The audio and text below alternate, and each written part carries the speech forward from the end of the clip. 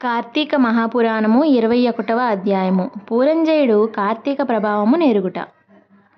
ఈ విధముగా యుద్ధమునకు సిద్ధమై వచ్చిన పురంజయునకు కాంబోజాది భూపాలకులు భయంకరమైన యుద్ధము జరిగింది. ఆ యుద్ధములో రధికుడు రధికునితోనూ, అశ్వసైనికుడు అశ్వసైనికునితోనూ, గజసైనికుడు గజసైనికునితోనూ, పదాతులు పదాతి సైనికులతోనూ, ముల్లులు ముళ్ళ యుద్ధ నిపుణులతోనూ, ఖడ్గ గద బాణ పశువు పరశువు మొదలగు ఆయుధాలు ధరించి ఒండోరులను ఢీకొనుచు, హూంకరించుచు, సింహనాదములు చేసుకొనుచు, శూరత్వము వీరత్వములను చూపుకొనుచు, భేరీ దుందువులు వాయించుకొనుచు, శంఖములను పూరించుకొనుచు ఉభయ సైన్యములను విజయకాంక్షలై పోరాడిరి. ఆ రణభూమినందు ఎటు చూసినా విరిగిన గదపు గుట్టలు, తెగిన మొండెములు, తొడలు, తలలు, చేతులు, హాహాకారములతో దీనావస్థలో వినిపిస్తున్న ఆక్రందనలు, పర్వతాల వలె పడియున్న ఏనుగులు, గుర్రముల కళేబరాల దృశ్యములే. ఆ మహాయుద్ధమున వీరత్వమును చూపి చచ్చిపోయిన ప్రాణులను తీసుకెళ్లడానికి దేవదూతలు పుష్పక విమానంపై వచ్చిరి. అటువంటి భయంకరమైన యుద్ధము సూర్యాస్తమయం సమయం వరకు జరిగినది.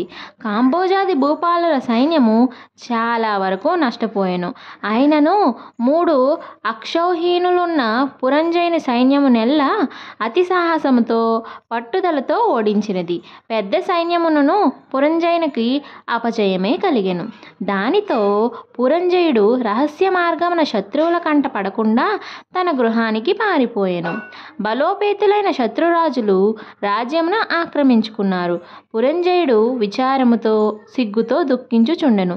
ఆ సమయములో వశిష్ఠులు వచ్చి పురంజయుని ఊరడించి, రాజా, మున్నొకసారి నీ వద్దకు వచ్చితివి. నీవు ధర్మాన్ని తప్పినావు. నీవు చేస్తున్న దురాచారాలకు అంతులేదు. ఇకనైనను సన్మార్గుడవై ఉండుమని హెచ్చరించితిరి. అప్పుడు నా మాట వినలేదు. నీవు భగవంతుని సేవింపక అధర్మ ప్రవర్తనుడవై ఉన్నందుననే ఈ యుద్ధమున ఓడి రాజ్యమును శత్రువులకు అప్పగించితివి. ఇప్పటికైనా నా మాటలు ఆలకింపుము. జయాపజయములు దైవాధీనములనియు ఎరింగియు నీవు చింతతో కృంగిపోవుటి ఏలా? శత్రురాజులను యుద్ధములో జయించి నీ రాజ్యమును నీవు తిరిగి పొందవలనన్న తలంపు కలదేనని నా హితోపదేశమును ఆలకింపుము. ఇది కార్తీక మాసము. రేపు కృతికా నక్షత్రంతో కూడిన పౌర్ణమి కాన స్నాన జపాది నిత్యకర్మలు ఆచరించి దేవాలయమునకు వెళ్ళి దేవుని సన్నిధిన దీపారాధనము చేసి భగవన్నామస్మరణం చేయుచు నాట్యము చేయుము. ఇట్లొనర్చినచో నీకు పుత్ర సంతతి కలుగుతుంది. అంతేకాదు, శ్రీమన్నారాయణుని సేవించుట వలన శ్రీహరి మిక్కిలి సంతోషముంది నీ శత్రువులను ధనుమాడుటకు నీకు చక్రాయుధమును కూడా ప్రసాదించును. కనుక రేపు అట్లు చేసిన ఎడ్ల పోగొట్టుకున్న రాజ్యంను తిరిగి పొందగలవు. నీవు అధర్మ ప్రవర్ధనుడవై దుష్ట సావాసమును చేయుట చేత కదా నీకు అపజయము కలిగినది.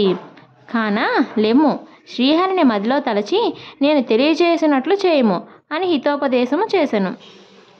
ఏకావింశాధ్యాయము 21వ రోజు పారాయణము సమాప్తము. ఇప్పటి వరకు మన ఛానల్లో వచ్చిన కార్తీక పురాణ మహా అధ్యాయాలని ఎవరైనా వినకపోయినట్లయితే ఒక్కసారి మన ఛానల్ని విజిట్ చేసి ఇప్పుడే వినండి. అలాగే ఇక ముందు వచ్చే కార్తీక పురాణం అధ్యాయాలని వినాలి అనుకునే వాళ్ళు ఇప్పుడే మన ఛానల్ని సబ్స్క్రైబ్ చేసుకోండి.